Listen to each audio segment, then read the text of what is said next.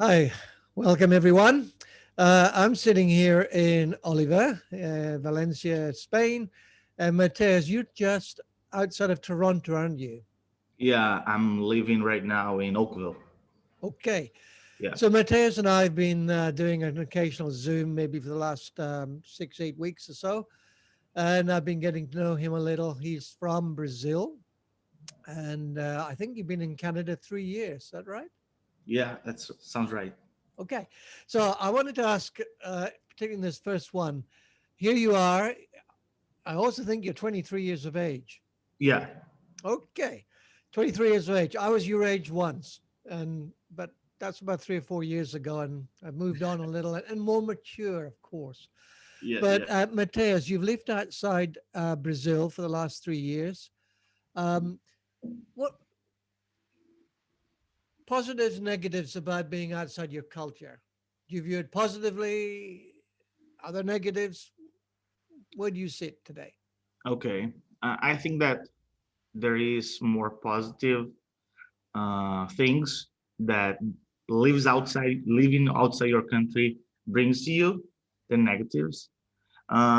However, it is always a challenge to move on, and especially for me because I moved to Canada by myself. So I literally didn't know anyone here. I just came with my luggages and that was it. I came, I rented a house, and I'm starting everything new. So one of the first issues that I found here, of course, as everyone that I know here, um, to live without your family and your friends, it is a huge challenge, but in other hand, it opens your mind to new experience that you back home wouldn't have it, right? Okay, so new experiences, etc., etc. I mean, obviously, you've come to Canada. You speak the language fluently. There are Brazilians also who live in your area, so you've Yeah. got something of your old culture. But let me ask it this way: were there moments when it's like we saying the penny drop? Something suddenly you realize this is a cultural change, and I need to assess it. Are there were there specific moments, or is it a more gradual scenario for you? Okay. I have a shock of reality when I got in Toronto, especially when I moved to the house that I was at that time. I was living with 8, 9 students from all over the world. And when I got at that house, one of the students came to me, a friend of mine today, Ali. Um, he told me, okay, you are moving from a very different country, and here you won't have what you had in the Mm. past. So you have to live up by yourself, find friends, create your own community, because here nobody cares about you. Okay. So I thought that he was joking at the time. And I said, okay. The next day I had to go to university. No one helped me. Hmm. Literally, no one. So I was in the middle of God's know where. Yeah. And I said, what am I doing here? Hmm. Who am I?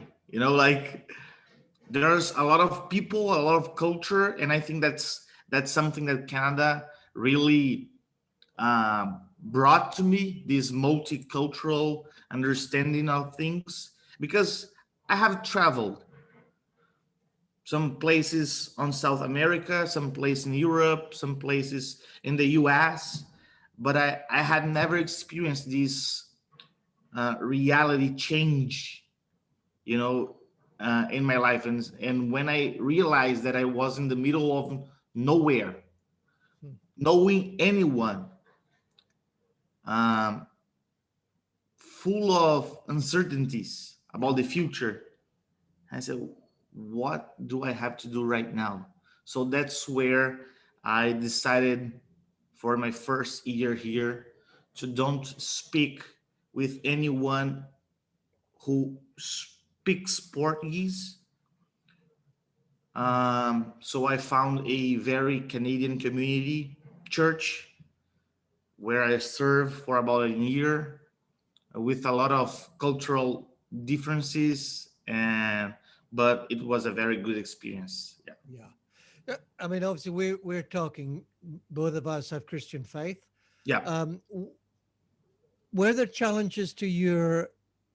I don't know what the right term is. Your faith, but your faith as you had developed it thus far. Mhm. You know, your age, Brazilian context, et cetera, having traveled some, we all have a shape to our faith.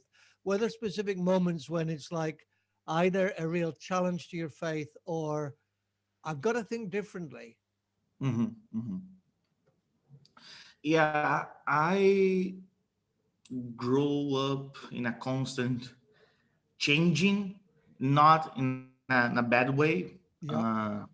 but in a good way, developing my understanding of Christian faith since early ages. Um, but when I got here and I met people that have never heard of Jesus, Hmm. that was a kind of shock to me. Yeah. That was, how don't you know about Jesus? Yeah. And other experience that I had, a little bit mystical than the first one, was that I was at the university. A friend of mine, she had a back pain, and I said to her, "Can I pray for you?" Hmm. She said, "Yeah, why not?" I prayed for her. She was healed at the moment. And then I said, okay, that's a good opportunity to talk about Jesus. Yeah. And by the end of conversation, she said, "No, thanks. That's fine that you prayed for me and I Yeah. got healed. But back home, I had people that do that too." Uh-huh. She was from India. So because where I came from, people said, "Oh, if you pray for people in power of the Spirit, Yeah. people will be healed and be converted." Yeah. So that start to challenge my faith in a way that, how do I really touch these people? Yeah. How can I really connect with them in a point that I can share the gospel with them? So that was challenging, and also part of it because I think that the emphasis that Canadian church give to the gospel, eh, it's a little bit awkward. Okay. It's hard to understand how they really live with that, so that's really a challenge. Hmm. So most of my friends here who are not Christian, they know exactly what church is, Yeah. but at the same time, they know nothing. Yeah. So part of the challenge to speak with them about the faith, it's because the label that comes with Christian faith, Yeah. the label that comes with church, Yeah. especially in Canada, where the recent history showed that the church had failed. They found 751 bodies Yeah. I read that. last week. Yeah. I read that. Who was who did that? Yeah. Yeah. So, in terms of moving for you, their uh, provocation, the culture, how do you touch it, how do you reach it, etc. And I know we're going to jump to a second interview in a moment. Where I want to push you a little bit on your conviction is basically we all have to rethink. Yeah. And I know also you've done some fairly, I don't know what term to use, but rigorous academic study that I'm sure also challenged your faith Hmm. to rethink. So change of culture, academic study, et cetera, et cetera. And you live with this conviction that we have to rethink. Yeah. So don't go too far, Matheus. I'm going to come back to you in just a moment, and I'll ask you a little bit about that. Perfect.